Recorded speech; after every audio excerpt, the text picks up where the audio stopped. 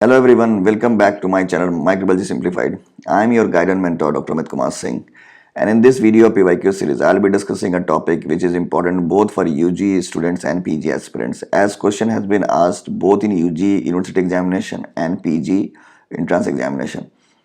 So without wasting any time, let's start with the video. The topic for today's discussion is Actinomycetoma, PYQ number 14. So we will see the MCQ first. So MCQ is about a 45-year-old male farmer by occupation. So the first information is 45-year-old male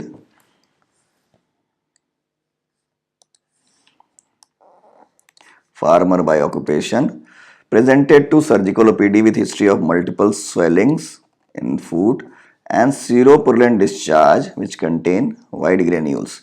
And gram stain, what it reveals? Gram positive beaded filamentous rods, and which were found to be weak acid fast. So what is the most likely causative agent? So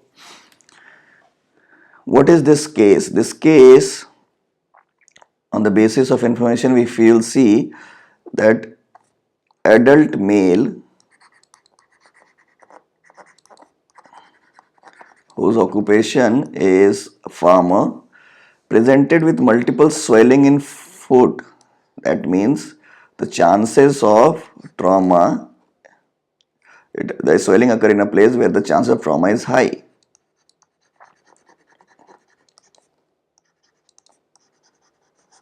Because of the occupation, and the swelling has got several sinuses from which seropurulent discharge is coming out, and the color of the granule in this discharge is white. Okay, and then gram positive beaded filaments seen in the granules, and which were weak acid fast. So if this is not mentioned in this question that it is not acid fast, then we may think that this gram positive beaded filamentous rod is maybe Actinomyces israeli. But then if you remember, in actinomycosis the granules are not of white color, the granules are of yellow colors, and because of this we call it sulfur granules. Okay, and these two options, this Medulla mycetomatis and Sporosis skenki, these two are the fungus. So obviously they cannot be gram positive beaded filamentous rods. And then this Nocardia brasiliensis, if you have gone through this Nocardia video, you must have seen this Nocardia is weakly acid fast, and it is also gram positive beaded filamentous rod. And what is this disease which is being seen in nocardia? If you have seen the video of nocardia, I've told you that this subcutaneous infection which is seen in nocardiosis is of three types: cellulitis, lymphocutaneous, and actinomycetoma. This is a case of actinomycetoma. This is a case of actinomycetoma, and this is a classical presentation of actinomycetoma, and the patient also mentioned this question is a classical example of actinomycetoma. Okay, so this mycetoma basically is a chronic granulomatous disease of skin and subcutaneous tissue. So it is a granulomatous disease. Okay, and it is characterized by three things. Remember three things in mycetoma. First, swelling at the site of trauma.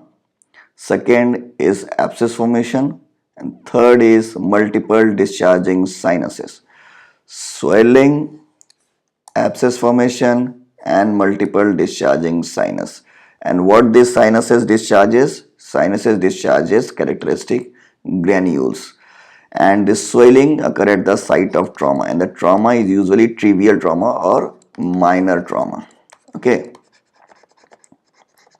So these 3 points are the characteristic feature of mycetoma, and where it typically affects the lower extremities.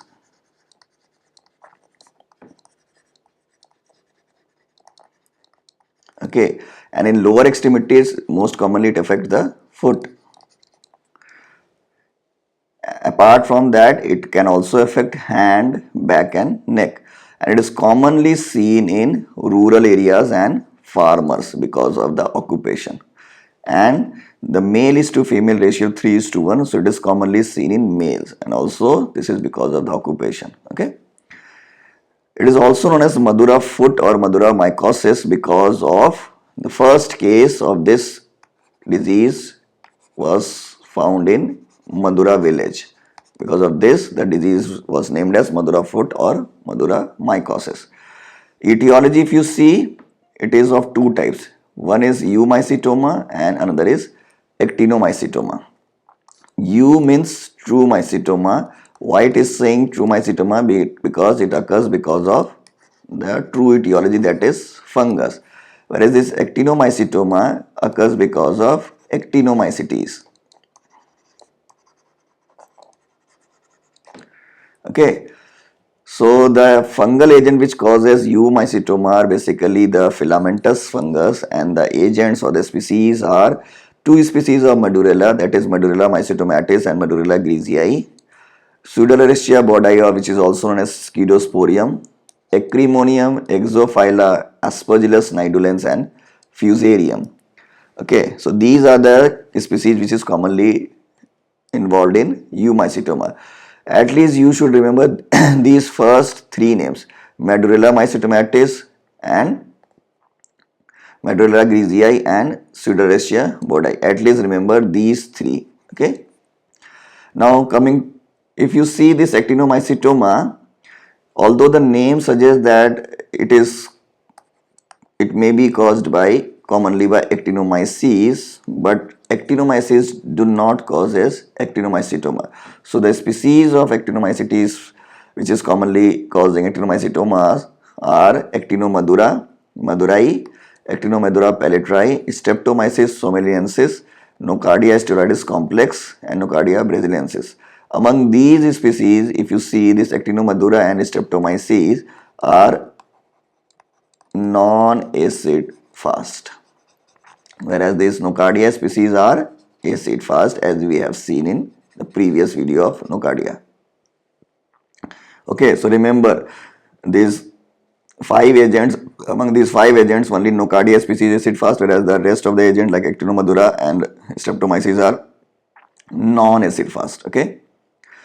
Now, if you remember, I told you the characteristic feature of mycetoma, they have got multiple discharging sinuses, and from the sinuses we will get characteristic granules. So, what are the characteristic features of granules of both Eumycetoma and Actinomycetoma? First is the consistency. In Eumycetoma, the consistency is hard, whereas in Actinomycetoma, the consistency is soft. This is because in Eumycetoma, the fungal elements are tightly packed with tissue elements. Tightly packed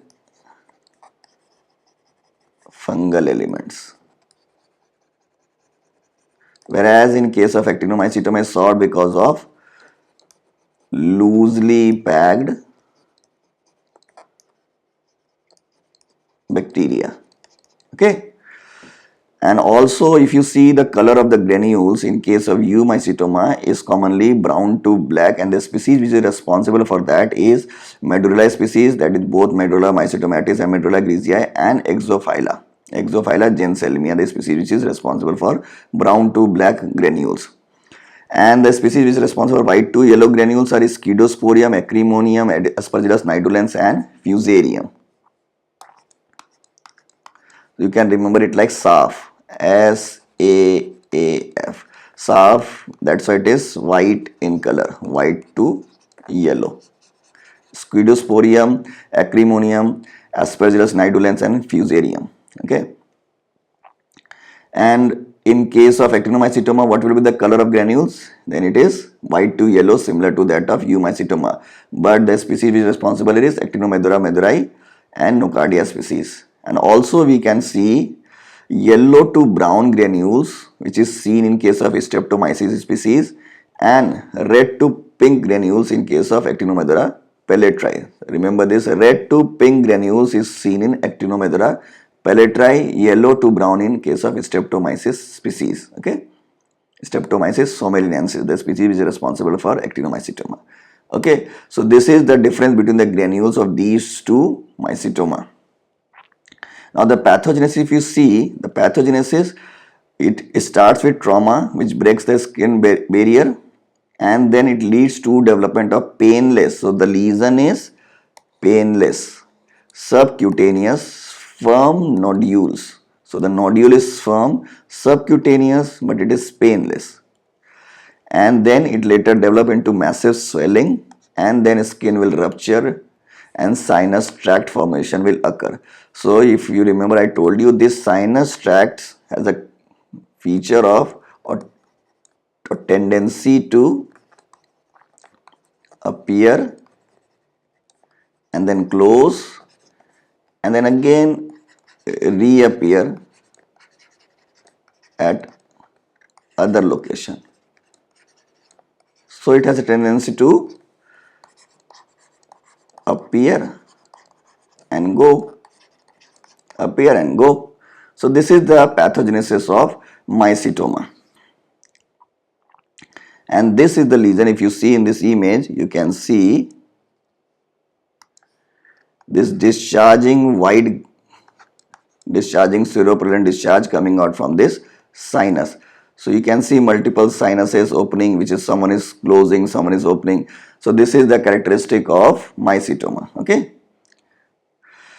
Now for diagnosis, if you see the sample which we need, the first is biopsy from the tissue. Second, we may take the seropollen discharge of the pus which may contain the granules, and we also may take the blood for serology.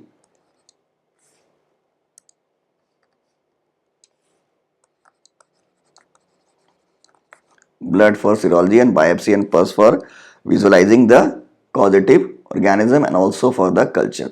Okay.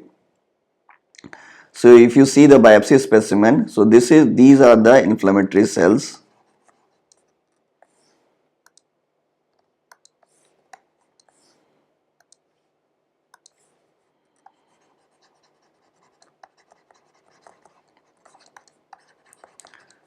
And these are the filamentous organism. Okay. And also we can see in this image the filaments. Okay.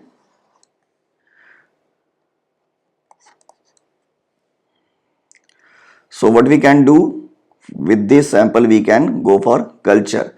So for fungus, what we will do, so we need to identify that whether it be fungus or bacteria. So we will culture the specimen in both the medium, that is for fungus and for the bacteria. For fungus we will use sebrod dextrose agar, and for bacteria we will use blood agar. So the same specimen will be inoculated in set in a fungal medium and a bacterial medium. For fungal we will use SDA, for bacteria we will use blood agar. Okay. And then we will also observe the organism in direct microscopy. So the histological section made from the tissue biopsy, we will stain by using hematoxylin eosin, and the smear for the fungus we will stain by using GIMSA stain or GMS stain, that is Gomori methanamine silver stain. And for bacteria, what we will use for actinomycetes, we will use both gram stain and ZN stain, because the ZN stain will differentiate whether it is Nocardia species or other species other than Nocardia. And we can also observe the grain for its color. So depending upon the color also, we may be able to find the etiology. Okay. And the treatment of condition, if it is Eumycetoma after the diagnosis, then we can treat by using itraconazole, which is the most common agent which is used for treatment, or voriconazole or topical nystatin or amphotericin B. Okay. And if the diagnosis is actinomycetoma, then what we will do, we will use trimethoprim sulfamethoxazole, the drug of choice for nocardia, along with dapsone or streptomycin. So at least we will use a combination of two drugs. Okay. So commonly we use dapsone and TMP SMX, that is cotrimoxazole. and this therapy lasts for months to years, maybe for 1 or 2 years, and actinomycetoma respond better compared to eumycetoma. Okay, and for eumycetoma we may also look for surgical debridement if the tissue involvement is too much. Okay, so this is the treatment for mycetoma. Okay, so I hope I was able to explain this topic, and this is very short and crisp topic. You just go through it and make your own note, and you will be able to answer both the university examination question and the PG examination question. All the best.